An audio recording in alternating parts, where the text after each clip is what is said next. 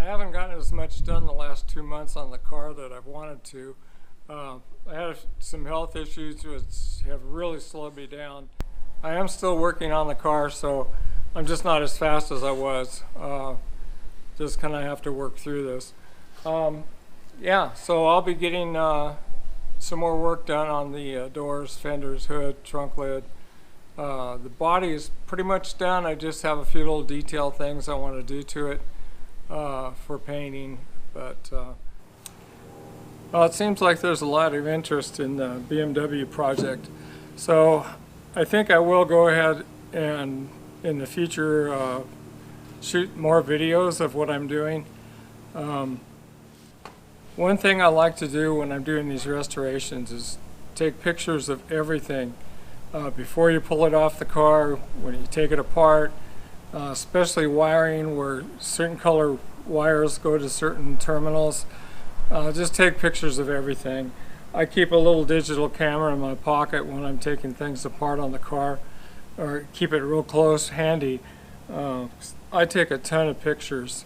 I might not use them all. I might use a few of them in these videos, but I mainly use them when I'm putting the car back together. I can look at them because I can't remember what I did yesterday, but with the photo you can say, yeah, this wire goes there and this cable is routed this way. It makes things so much easier on reassembly.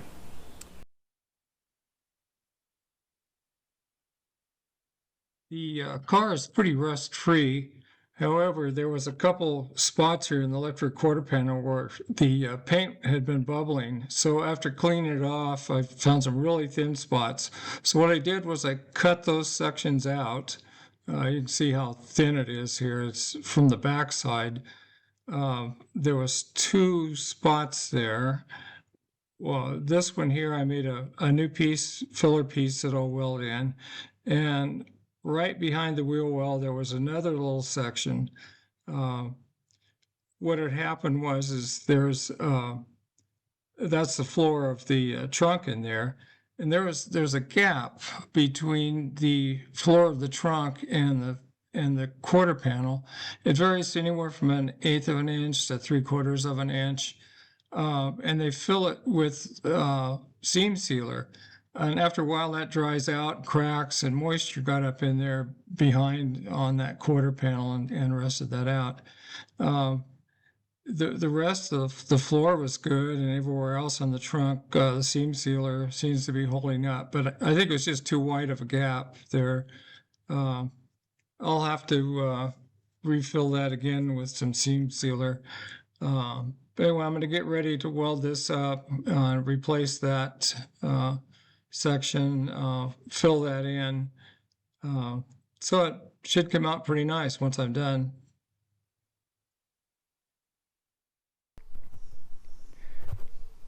Okay, I wanted to show you real quick what I'm doing today. There was a lower trim on here, which I'm not going to put back on. So I've been filling the holes. Okay, there was 1, 2, 3. So I've been filling those with metal. There was some more back here. There was one there and there.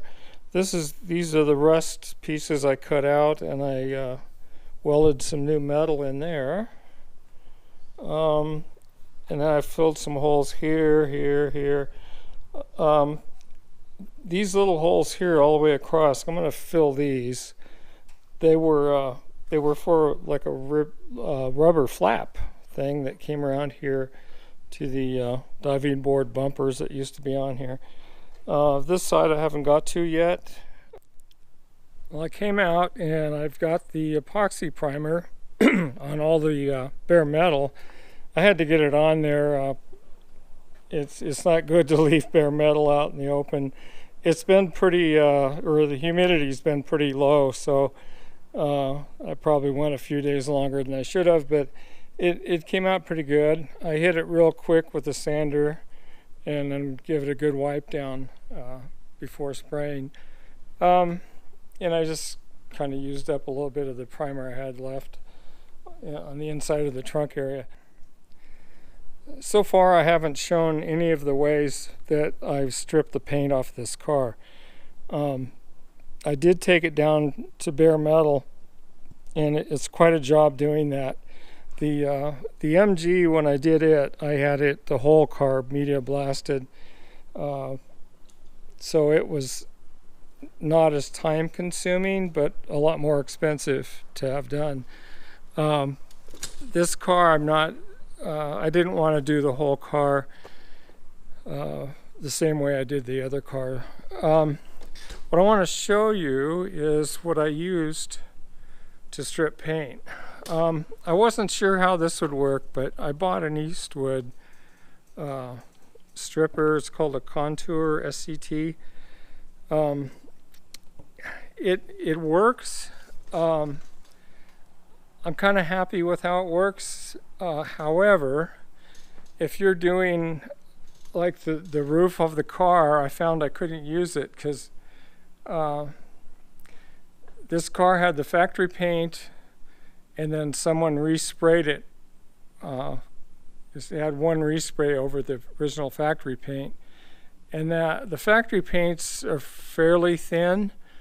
However, when they resprayed the car, that was at least twice as thick as the original paint. And the amount of pressure you have to use on this wheel to get the paint off, it was just too much. When you have that big of a flat area, I ended up not using this at all on the roof. I couldn't use it on the trunk lid, and I couldn't use it on the hood. Because the metal is just that flat area, you just have to put too much pressure on it with that thick of paint. Now if you had a car that just had factory paint that was thin and you're stripping it, this would probably work okay or better. Where I did use it almost exclusively is on the rear quarters, the back, and some of the other smaller areas, because the metal's a lot stronger and you could apply a little more pressure to it. And it did strip this okay. I was kind of happy with how that worked. On some of the lower areas where all the heavy undercoating was, what I found, I haven't used it much, but I just used an angle grinder with, I don't know what this is. This is a 4080 grit. I used this for when I was plugging the holes, welding them shut. I used that real lightly because I didn't want to get too much heat on them. I used that just to flatten and even them out. The main thing I used on this car, other than the Eastwood tool, was the Aircraft Ultra Paint Remover. That stuff is, you need a really well ventilated area, but that stuff really works. I had to apply it at least twice. For example, on the roof, they had so much heavy paint on there when they resprayed it. It took like 3 applications to get it all off. And even the third application, I was using like a flat razor scraper thing to get it all the way down. Then once you get it all the way down, I don't have a heavy enough compressor to run a DA sander, but just I used an orbital sander. I believe this is 60 grit. I went through a few of those pads, but this worked really good, just getting it all down to bare metal and smooth. But these are the main things I used. Like I said, I used the Aircraft stripper quite a bit. It works good. You really need some good ventilation and safety equipment, goggles, nitrile gloves and things.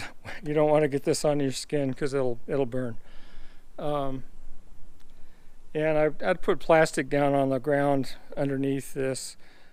I spent quite a bit of time cleaning the steering box off when I initially pulled it out off of the front subframe. This was really dirty. It took me a while to clean the outside of it all up. Everything looked really good. It felt nice and tight, and it seemed to be operating fine. The adjuster screw at the top was not cranked all the way down, which is a sign that it's worn out because it had been adjusted in the past. Everything felt really tight. There was no slop in it, but I had it sitting on the shelf and I noticed liquid was coming out, or the fluid. The main seal on the bottom here had was not sealing. So I figured I might as well just get a refresh kit for it. It comes with both the seals and gasket and some bolts and a new locking tab to replace the old one. I got this from Ireland Engineering. This is a little instruction sheet that they have listed along with this part. And it basically tells you how to take it apart and put it back together, what to look for, you know, if you can rebuild it or not. This one looked really good. All the bearings, everything were good. It was just this seal was leaking. So like I said, I got the refresh kit. I'm going to go ahead and reassemble it now. I spent quite a bit of time after getting it apart cleaning everything. So we'll see how this goes. Okay, the steering box is back together. I still have to put the pitman arm back on, but what I did is I filled this with the fluid, GL5. I'm waiting to make sure these seals are holding, and they appear to be. They've been on there now for 3 or 4 hours. So I'll let it sit overnight, and maybe tomorrow I'll go ahead and put the pitman arm back on. Okay, it's been sitting overnight, and there are no leaks. Well, there was a leak out of the cap, the red cap. It's positioned in the car kind of like that, at an angle. There's nothing leaking out around the bottom of the shaft or around this shaft. So I think it's sealed up good. There was a little bit coming out of here, which just happened when I had it sitting here. What I wanted to show you, there is a marker line right there at the top at the 12 o'clock position on the bottom of that shaft. And on the pitman arm, there is a mark on this one too. You can see, well, you can see it at the 9 o'clock position. That's so you can line up the shaft to the pitman arm. So we'll go ahead and put that on now with the new locking tab, and that'll be ready to reinstall back into the car. I got the body parts back from the media blasters. I didn't have them take all of the paint off. I did do some chemical stripping. I didn't want them to hit the areas out here in the flat part of the hood because I didn't want anything to get warped. So they basically just did around the edges for me, and then I chemical stripped the rest of the paint off. The same with the doors. I still have to do the underside of the hood. I mainly just set all the body parts on here because I don't have much room in the shop, so it's probably safer just having them on the car. A little bit of body work here. There's a dent here in this area here. Otherwise, the door's pretty straight. They did a nice job inside. The main thing was there was a bunch of glue and stuff all over on the inside of this door, and they got all that off, so that's really nice. And the trunk lid, I've got it stripped on top and underneath. Pretty straight. There's a little bit of a low spot right in this area. I found there was some filler right through here, so I'll have to straighten that out. The rest of it looks pretty nice. There's a little low spot there. Yeah, not much work to straighten this. I just have it sitting on here for now. But the rest of the car, I've got 2 coats of filler coat. I put 1 coat on, then did some body work, and then I put another really heavy coat on over the body work, sanded that down. It's still not perfect yet. I still have a little bit left to do. There was a few a few spots I've marked up here that I have to touch up, but it's coming out real nice. And the next thing I want to do is get some epoxy primer on all the spare metal in the next day or so and get it protected. Then I can start doing some of this body work. I'll try to get some more videos out on the assembly part of the car, as most of the components are all off and I've already rebuilt quite a few things for the reassembly. And again, right now I'm just doing the body work and getting it ready for paint. The body is pretty much done. I just have a few little detail things I want to do to it for painting, but yeah, it's coming out really nice. I'll shoot more video here in the near future. Thanks. Bye.